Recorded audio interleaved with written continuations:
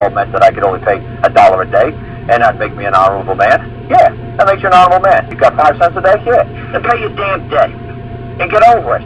If you believe it's a debt, and some crazy guy keeps writing me on the internet saying, our class had a judge admit in open court that his son doesn't owe child support because there's nobody could come in and say the code is true, the code is accurate, the code is whatever. Bullshit. I don't give a rat's ass what class has a guy in a black robe say that is true and not true. It's right there. It's like it's a double standard. Rod class is saying he said, my son said, I wish I could get the email. I was just looking for my computer. I don't know where the hell I put it. I guess somebody put it in the house for me. But I was looking for the class thing. The guy said writing back and forth to me for like a week. I said no. The judge didn't order the little Irishman from Indiana to pay $30 a month. The Irishman ordered the court to accept his $30 order that the Irishman created. The Irishman created the $30 order. And he was paying the $30 because he believed he owed $30 worth of child support. There you go. The Irishman, because it's universally known throughout the galaxy, you got to pay for your children. And if somebody has paid for your children, when you couldn't pay for them for 18 years, well, dude, don't you think it's a good idea to give back to society a little bit? How much can you do?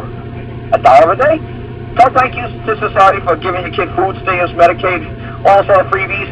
Go ahead, give them back $1. It's not going to hurt anybody. The judge is going to smile. The judge is going to say, well, technically, you know and I know, there's no law that says you have to do anything. They say, that's right. But you know what? I'm an honorable, decent guy. I want to do like a rock class and say, you know what? F the state. They get paid for all my kids' child support, all this other stuff, whatever. You know what? I ain't got to pay back a dime.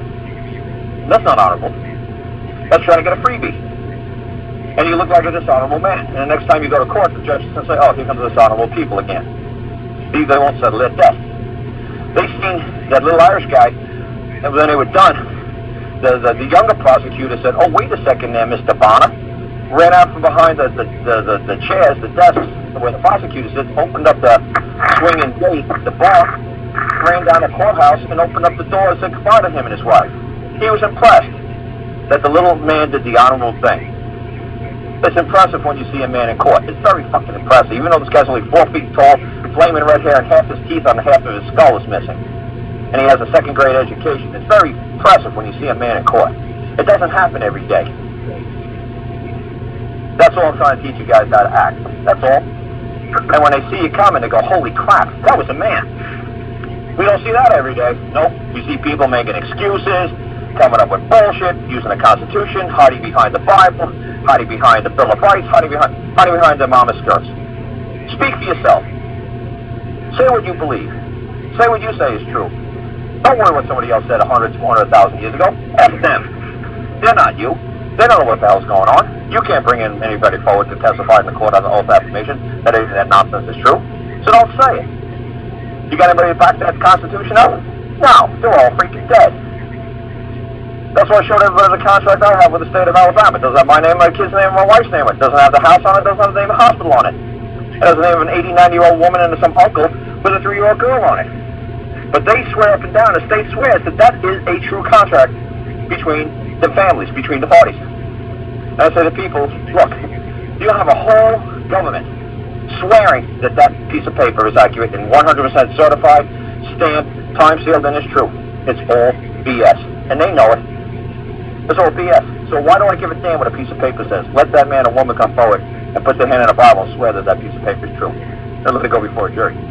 Or let the jury witness it. And let the jury determine who's telling the truth. And again, before a jury, it's all just up belief. You better pick your jury wisely. If you're O.J. Simpson, you better pick your jury to be in Long Beach, California, and not in Beverly Hills or Brentwood. You're going to lose. It's the same damn facts, same damn attorneys, same damn exhibits. You go to court Brentwood, Hollywood, not Hollywood, Beverly Hills, jury, you're going to lose, O.J. You better pick a jury of your peers.